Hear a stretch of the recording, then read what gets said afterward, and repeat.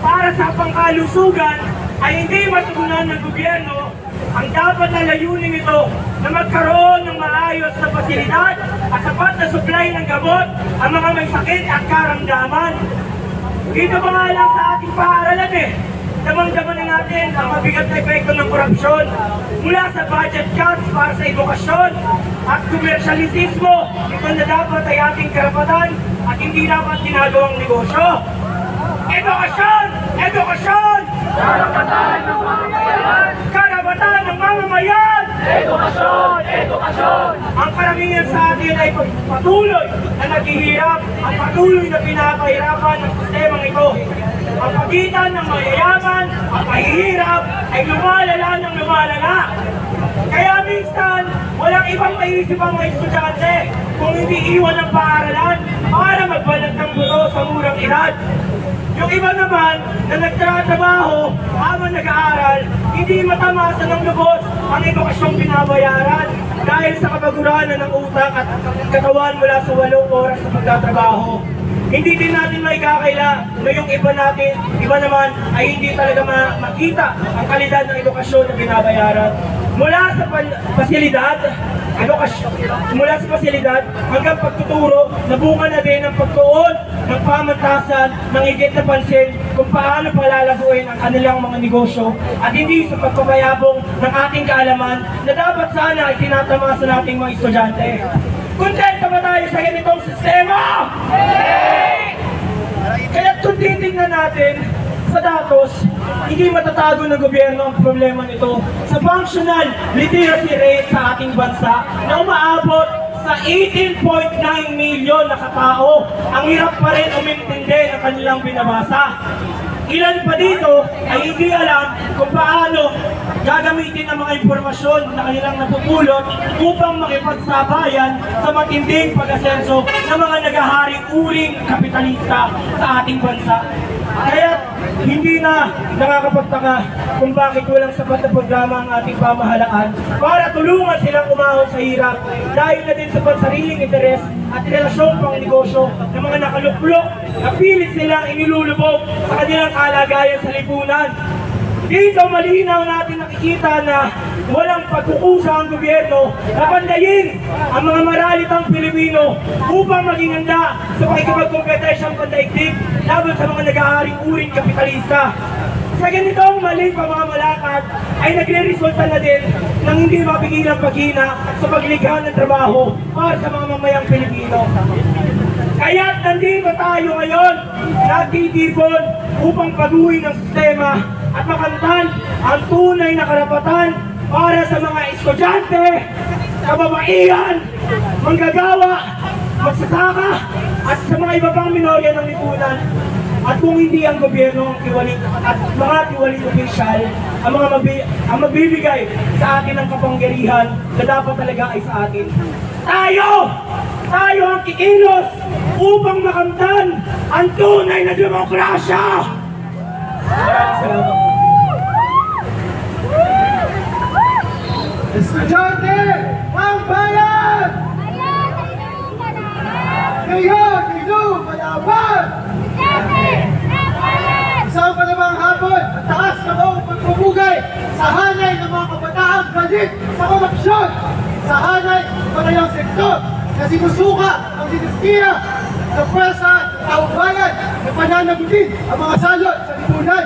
Ako po, sa Emily Catran at punong patugod ng The Adamson Chronicle at mula sa World Dam. Sigurado po ako na balitaan din ng lubog na naman ang bansa na inalang nagpas 100 na ang mga namatay at mga nawawala pa rin sa Cebu. Sira-sira ang mga kabahayan, pag-agisado ang kabuhayan at tunog na ang sambayanan. Ngunit nananatiling nakatayo ang kahilian ng mga burokrata kapitalistang busok mula sa kaban ng bayan. Tama ba? Sa weather forecast po ng Pag-asa, isang potensyal na super typhoon ang ahagupin ngayong linggo. Isang nag-aabang na pinsala, nakakibit-balikat na naman ang gobyerno. May katanungan po ako, nasaan na naman ba si Marcos Jr.? Nasaan sila tuwing nasasadagta ang taong bayan ng mga bagyo na sila naman ang pinag-uugatan? Hindi resiliency ang sasaklolo sa mga biktima ng bagyo, kundi ang kabayaran ng mga kurakot at mga sampot para sa sunod-sunod na pagbaha. Mga kasama, tandaan po natin na hindi tunay na natural disaster ang mga bagyo. Diyos ko, sinisipa si Mother Earth. Ang totoong sakuna ay ang bagsik ng mga nandoon nakaupo sa Malacanang at sa Kongreso. Si Marcos Jr. ay silang pinakamalaking mga kurakot sa bansa, ang pangunahing arkitekto ng korupsyon. Ito ay hindi lamang basta pagnanakaw, ito ay pagmamasaker sa mga mamayan. Sa ganitong kawalang hiyaan ng gobyerno, masisisi ba natin ang taong bayan na magalit? Sa ating pagtungo po sa lansangan upang kontrahinahin ang korupsyon at depensahan ang ating mga kinabukasan, iisa lamang ang tugon ng Estado. Dahas, ilang mga lider estudyante at yung mga kapas mamamayan ang iniintimidad ng CIDG sa pagsasabina. Dagdag pa ito ang sinapit na kalpitan mula sa hangin ng komunidad sa Mindula. Ganoon na po kaparanoid si Marcos Jr. dahil lumalakas lamang ang pwersa ng kabataan at iba't ibang mga sektor sa pagpapanagot sa kanilang walang lubay na pananalot. Kaya tanging mga panawagan, galit at paniningin ng taong bayan ang babaha sa lansangan. Dito, inulubog ang mga kurap hanggang walang napapanagot, hanggang walang mga naipupulo. Salamat po.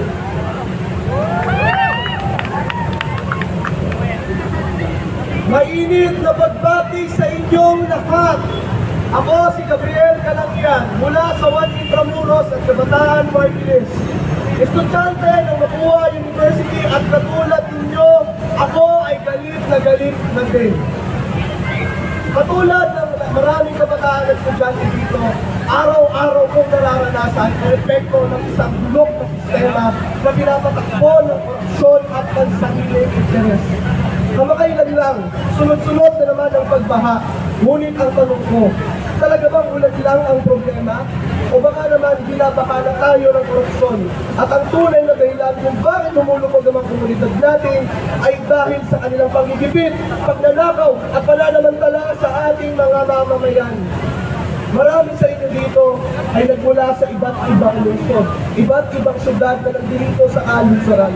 Pero lagi natin tatandaan na ang ating paghihirap dito sa kalungsuran ay sumasalamin din sa paghihirap doon sa kanayunan.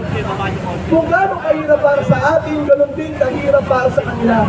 Iisa lang ang ating pakikibaka, iisa lang ang ating paghihirap, at iisa lang ang ating kaaway. At yun ay ang bulok na sistema na imperialismo, feudalismo, at burokrata kapitalismo. At ang tubol ng masa ay isang dakilang pakikibaka. Mula dito sa kalungsuran hanggang doon sa kalayunan, isa ang ating sigaw, isa ang ating bakay.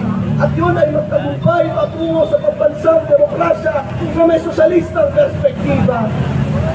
Kaya mga kasama, ito ang aking mensahe sa inyo. Huwag matakot at makibaka, mag-organisa, lumaban at umungo sa kalsada sapagkat hindi natin maaasahan ang Kongreso, Senado at ang executive branch na punong-puno ng mga kurakot at magnanakaw, ng mga pasista, ng mga berdugo at ng mga sinungaling sa ating lipunan. Kaya ngayon, tayo ay nagtitipon-tipon na. Pinapakita na natin ang lakas ng masa. Tayo na mismo ang tagapaglitis nila. Ito ang tinatawag kong masa ng korte. Ito ang pagkikay ng masa. Tayo ang dakilang tagapaglitis. Tayo lang ang hahatol sa kanilang parusa. At isa lang ang ating parusa para sa bulok na sistema. At alam niyo na to, imperialismo! Ibasa! Feudalismo! Ibasa! Burokrata kapitalismo! Ibasa! Kaya katulad ng mga inhinyero at mga nagnanais maging halili ng bayan sa Mapua University, isa lang ang nais namin at ito ang aking mensahe. Hindi maayos ng mga inhinyero ang patuloy na sinisira ng mga kurakot, magnanakaw, dayuhan at fasista. Kaya sa tulong-tulong natin lahat sa pinagkaisang puwersa ng masa mula dito sa kalungsuran hanggang doon sa kanayunan, tayo ay magwawagi at tayo ay magtatagumpay. Maraming salamat sa inyong lahat.